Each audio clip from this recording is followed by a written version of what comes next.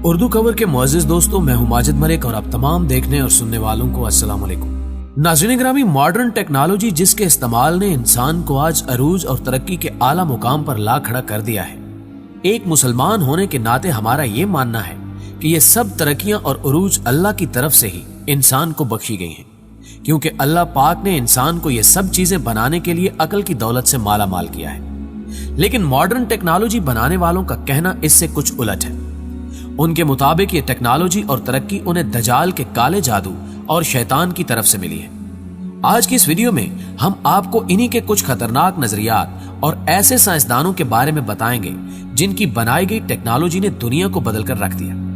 लेकिन यहां आपसे दरखास्त करते चलें कि पहले YouTube के इस मुनफरिद चैनल उर्दू कवर को सब्सक्राइब करते हुए साथ मौजूद घंटी के बटन को भी दबा दें, ताकि इल्मी, अदबी और तारीखी वीडियोस की नोटिफिकेशन आप तक बाकायदगी के साथ पहुंचती रहे।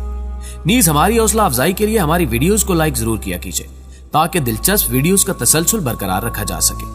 तो आइए नाजरीन, चलते हैं आज के मौजू की जानिब। नाज़रीन ग्रामी, जैक पार्सन नामी ये शख्स अमेरिका का बहुत बड़ा और ज़हीन तरीन रॉकेट इंजीनियर था। इसे फादर ऑफ स्पेस एजेस भी कहा जाता है। ये वही शख्स है जिसने पहली मर्तबा रॉकेट इंजन इजाद किया था, और आज हम जो भी स्पेस मॉडर्न टेक्नोलॉजी देख रहे हैं वो भी इसी शख्स की वजह से ही मुमकिन हो सकी है। लेकिन आज इस वीडियो में हम जैक पार्सन की रॉकेट साइंस की बात नहीं कर रहे, बल्कि उसके अकीदे के बारे में आपको आगाही दे रहे हैं। कहा जाता है कि जैक पार्सन शैतान का पुजारी था। इसकी मौत 1992 को उसी की लैब में हुई, जहां ये एक बहुत ही खतरनाक मंसूबे को सरंजाम देने की कोशिश कर रहा था। लेकिन इसकी मौत वाक़ई हो गई। इसकी मौत के बाद इसकी लैब से एक काले रंग का जादू के अमल में मदद देने वाला बॉक्स बरामद हुआ। इस बॉक्स पर अजीबो गरीब तरह के निशानात और इशारे बने हुए थे। इसके साथ काम करने वाले इसके साथियों का कहना था कि जैक अपनी इस लेबोरेटरी में एक फर्जी इंसान बनाने के लिए तजुर्बात कर रहा था। 1948 में उसने अपनी डायरी में अपने एक बहुत ही पुरस्कार ख्वाब का जिक्र भी किया था। उसका कहना था कि उसने अपने ख्वाब में किसी शख्स को देखा था जो बैलारून अल मैलसल दजाल था, यानी उसके मुताबिक उसने दजाल ही को देखा था। जैक ने दजाल से कहा कि सिर्फ तुम ही हो जो मेरी मदद कर सकते हो, सिर्फ तुम ही मुझे साइंस और जादू की दुनिया में कामयाब बना सकते हो। आज का इंसान टेक्नोलॉजी में बहुत ज्यादा आगे बढ़ चुका है, और टेक्नोलॉजी भी ऐसी कि जिसे देखकर ऐसा लगता हो कि ये भला कैसे हो सकता है, ये तो कोई जादू या करिश्मा ही है। दोस्तों, दर हकीकत हम दजाली दौर में पूरी तरह से दाखिल हो चुके हैं, और अल्लाह और उसके रसूल सल्लल्लाहु अलैहि वसल्लम ही जानते हैं कि अब वो कहां और किस शक्ल में दुनिया के सामने रूनुमा होगा। पर जिस तरह दुनिया तेजी के साथ मॉडर्न टेक्नोलॉजी में तरक्की कर रही है, उसी तेजी के साथ दजाल के आने का वक्त भी करीब तर आता जा रहा है। इस बात को आप खुद भी बखूबी समझते होंगे कि जिस तेजी के साथ मौजूदा दौर में टेक्नोलॉजी में तरक्की हो रही है, इससे पहले कभी भी किसी दौर में नहीं हुई थी। आज के दौर में हम सेकंड से भी कम वक्त में अपना पैगाम दुनिया के एक कोने से दूसरे कोने में बआसानी पहुंचा सकते हैं, और साइंस और टेक्नोलॉजी की मदद से दूसरे सैयारों में जिंदगी तलाश की जा रही है। लेकिन यहां सवाल यह पैदा होता है कि ये टेक्नोलॉजी किस हद तक आगे बढ़ेगी। आप सबको हजरत सुलेमान अलैहिस्सलाम के जिन का किस्सा तो याद ही होगा, जिसने हजरत सुलेमान अलैहिस्सलाम के पलक झपकने से पहले ही मलका सबा का तख्त हजारों मील दूर उनके महल तक पहुंचा दिया था। इस बात को मद्देनजर रखते हुए आप लोग अब इस बात पर गौर करें कि इंसान आज की मॉडर्न टेक्नोलॉजी की वजह से ही एक सेकंड से भी कम वक्त में अपनी मौजूदगी को दुनिया के सामने जाहिर कर सकता है। इससे शायद ये मुराद है कि आज का इंसान जिन्नात से भी कहीं ज्यादा तेज हो चुका है। और क्या ये सारी मॉडर्न टेक्नोलॉजी किसी काले जादू ही की वजह से अपने वजूद में आ रही है?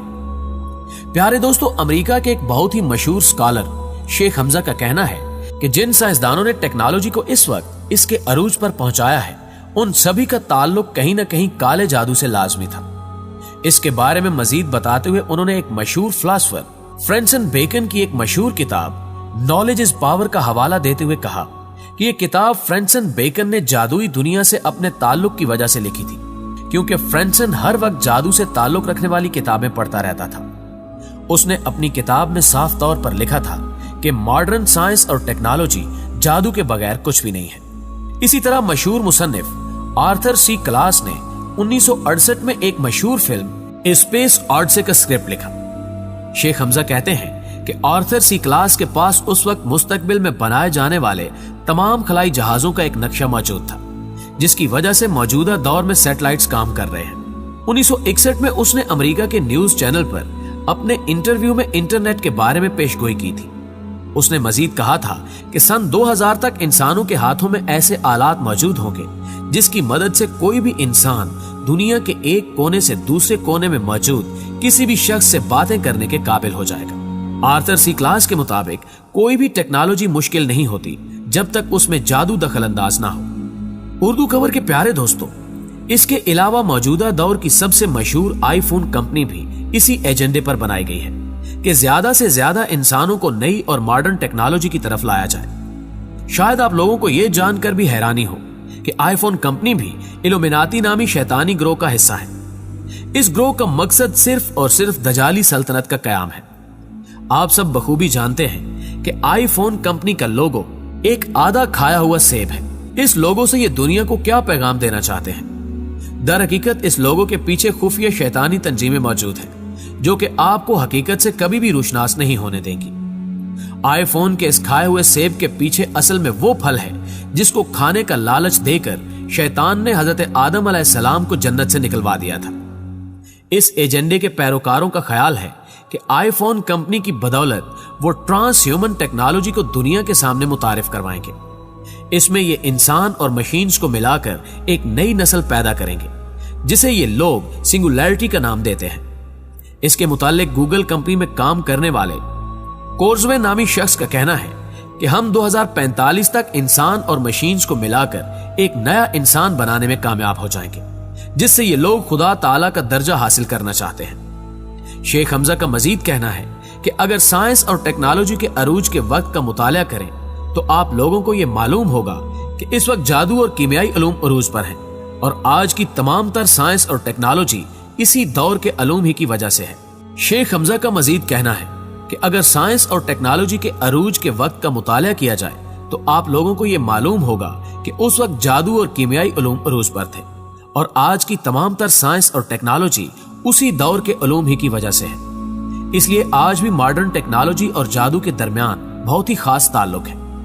प्यारे दोस्तों, आप इस चीज का अंदाजा इस बात से भी लगा सकते हैं कि जो लोग फिल्मों और टीवी शोज में काम कर रहे हैं वो लोग अच्छी तरह जानते हैं कि आम लोगों के दिमाग को किस तरह कंट्रोल किया जा सकता है, जो कि पहले दौर में एक बहुत ही खास जादू की मदद से किया जाता था। ये जादू आज भी मौजूद है जो कि कबाला जादू के नाम से मशहूर है। टीवी चैनल्स में एंकर्स जो भी आपको बताते हैं आप उसी को सच मान लेते हैं, फिर चाहे वो झूठ ही क्यों ना हो। शैतान के पुजारियों का कहना है कि कोई भी खुदा न पहले था और ना ही अब मौजूद है। अगर कोई खुदा मौजूद भी है तो वो सिर्फ अनान ही है जो खुदा का दर्जा हासिल कर सकता है। यही तमाम तर बातें ये लोग अपनी शैतानी रसूमात में भी बताते हैं कि अब वो वक्त दूर नहीं जब हम ऐसी टेक्नोलॉजी बना लेंगे जिससे हमें खुदा का दर्जा हासिल हो जाएगा। नऊजुबिल्लाह। 1927 में ह्यूमन ट्रांस टेक्नोलॉजी पर सबसे पहली फिल्म बनाई गई थी। उस फिल्म का नाम मेट्रोपोलिस था। इस फिल्म में एक साइंसदान इंसान और मशीन को मिलाकर एक मशीनी इंसान को बनाता है जिसे उस फिल्म में भी मुस्तकबिल के इंसान का दर्जा हासिल होता है, जो कि खुद को किसी भी इंसान की शक्ल में तब्दील करने की सलाहियत रखता है। आज भी ज्यादातर पॉप म्यूजिक के अक्सर गानों में पॉप सिंगर उसी फिल्म में दिखाए गए मशीनी इंसान के कपड़े पहनकर उसी की तरह दिखाई देते हैं। दुनिया में मौजूद शैतानी ग्रोहों के पैरोकार आज भी इस बात पर ईमान रखते हैं कि आज का इंसान जिस तरह कुदरती अमल से पैदा होता है उसे रद्द करके ये लोग मशीनी इंसान बनाने में कामयाब हो जाएंगे और वो इंसान बगैर रूह के आज के इंसान से कहीं ज्यादा ताकतवर और ज़हीन होगा। ये शैतानी ग्रोह जानबूझकर अल्लाह के बनाए गए कुदरती कवानीन में दखल अंदाज हो रहे हैं, लेकिन शायद ये लोग भूल चुके हैं कि तारीख ऐसे कई वाकयात से भरी पड़ी है जिनमें इंसान ने जब जब कुदरत के कामों में दखल अंदाजी करने की कोशिश की तब तब ही उन्हें तबाही और बर्बादी का सामना करना पड़ा। इस फहरिस्त की बात करें तो सबसे पहले फिरौन और नमरूद का वाकया आता है कि उन्होंने खुदाई का दावा किया तो अल्लाह पाक ने किस तरह उन लोगों को पूरी दुनिया के सामने क़यामत तक के इंसानों के लिए इबरत का निशान बना दिया। इसके अलावा कौम आद और कौम समूद जिन्होंने खुदा ताला की कुदरत से उलझना चाहा लेकिन वो भी इबरत का निशान बन गए। आज मौजूदा दौर में ये शैतानी पैरोकार टेक्नोलॉजी की बदौलत खुदाई का दावा करना चाह रहे हैं तो इनका अंजाम भी उन्हीं जैसा ही होगा। दर हकीकत ये लोग इस टेक्नोलॉजी का इस्तेमाल दजाल के लिए कर रहे हैं, जिसे ये अपना रहनुमा समझते हैं, ताकि जब वो दुनिया में जाहिर हो तब वो आसानी से इस दुनिया को कंट्रोल कर सके। आखिर में दुआ है कि अल्लाह पाक हमें दजाल और उसके फितनों से महफूज रखे। आमीन सुम्मा आमीन। दोस्तों, हमें उम्मीद है कि आज की ये वीडियो आपको बेहद पसंद आई होगी। वीडियो पसंद आने की सूरत में इसे लाइक कीजिए। फेसबुक और व्हाट्सएप पर अपने दीगर दोस्तों के साथ शेयर करते हुए हमारी हौसला अफजाई भी कीजिए और वीडियो के हवाले से नीचे कमेंट सेक्शन में अपनी आरा से भी हमें जरूर आगाह रखिएगा। आज की वीडियो में बस इतना ही। अगली वीडियो तक के लिए अल्लाह निगहबान।